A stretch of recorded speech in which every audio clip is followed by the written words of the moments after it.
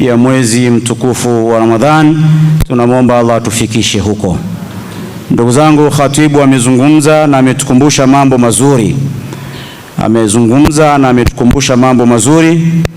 Kwa hiyo yale mazuri tuyachukue na tuyafanyie kazi. Ndugu zangu, kama ilivyokuwa kawaida ya uongozi wenu wa msikiti huu, ikifikia jirani na Ramadhani tunawakumbuka wenzetu ambao huwa wana matatizo. Tena sio matatizo labda ya maradhi au matatizo ya safari, ni matatizo ya njaa, bimaana hawana cha kufuturia na hawana ambacho cha kupatia sahur ambaye ni dako. Huwa wanaleta barua zao na wao ni mahabusun, wamezuiwa. Uzuri ni kwamba msikiti huu uko jirani sana na magereza ya Rwanda ambaye iko jirani yetu. Kwa hiyo wanaleta barua kila mwaka, na walilahi alhamdu wal minna, kila mwaka tunawasaidia na wanashukuru kwa hilo. Yumkini yale tunayofanya madogo ndiyo baraka unazoendelea kuzipata katika maisha yako. Allah ametusisitiza, wa yut'imuna at'ama ala hubbihi miskinan wa yatiman wa asira. Hiyo ni faida ya kulisha. Ndugu zangu, tunaikaribisha Ramadhani kwa kuweza kuwachangia ndugu zetu hawa wafungwa na maabusu, lakini pia vijana wetu ambao wako boarding, angalau waweze kupata viazi vya mwanzo.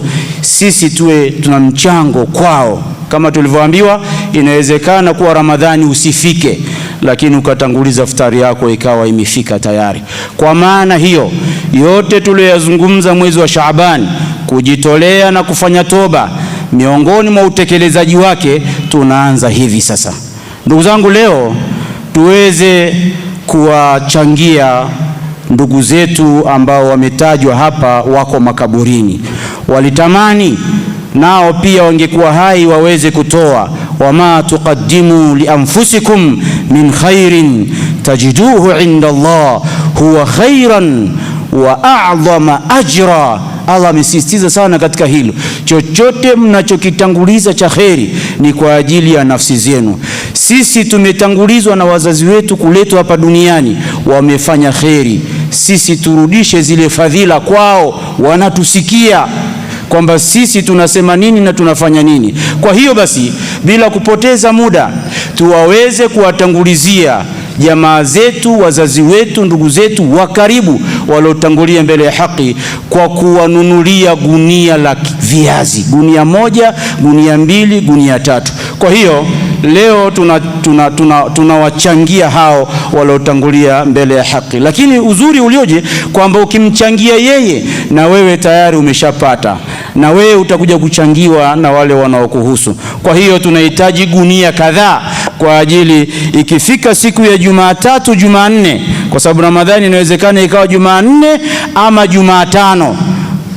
Sheikh naona amewahi kabisa. Kwa hiyo mfumo uwe kama hivi ufuatavyo. Naomba sasa tupate gunia moja, tuwatolee wazazi wetu. Tuanze gunia moja kwa ajili ya, kama ni wazazi wote wawili au ni mmoja, hebu mtangulizie. Utoa sadaka kama hivi kwa ajili ya wafungwa. Sio tuikaribishe Ramadhani kwa Valentine Day, kwamba siku ya Eidul Hubbi, siku ya watu kupendana. Idi hii au sikukuu hii kwa Waislamu haina nafasi. Natoa tahadhari kwa wale Waislamu ambao wamepanga tarehe 14 ndio siku ya kuagana na wale vimada wao, ndio tunasema kwamba wamevunja jungu. Tunaomba please, milango ya toba iko wazi, msiende kuvunja jungu siku ya tarehe 14 ya kesho ambayo inaitwa Valentine Day. Sisi tuikaribishe Ramadhani kwa kutoa hivi, na Allah aweze kustawisha na aweze kuleta amani katika nchi yetu na nchi zetu zote za jirani. Ndugu zangu, tunatoa warning ya mwisho.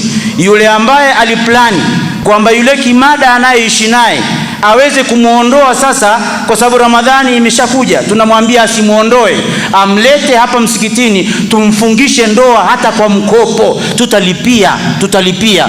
zile mahari za shilingi 50,000, 30, mahari ya 100,000, njoo tutakufungisha ndoa for free na mahari tutakulipia, lakini usimuondoe yule unayekaa naye kwa lengo kwamba Ramadhani ikiisha nitamrudisha tena. Mlango huo uko free, na uzuri ni kwamba msikiti huu tunayemstahiki meya Sheikh Dur Muhammad Isa, baadhi ya mahari atalipia yeye, na hilo nimemsemea hawezi kushindwa, lakini mahari isizidi 100,000.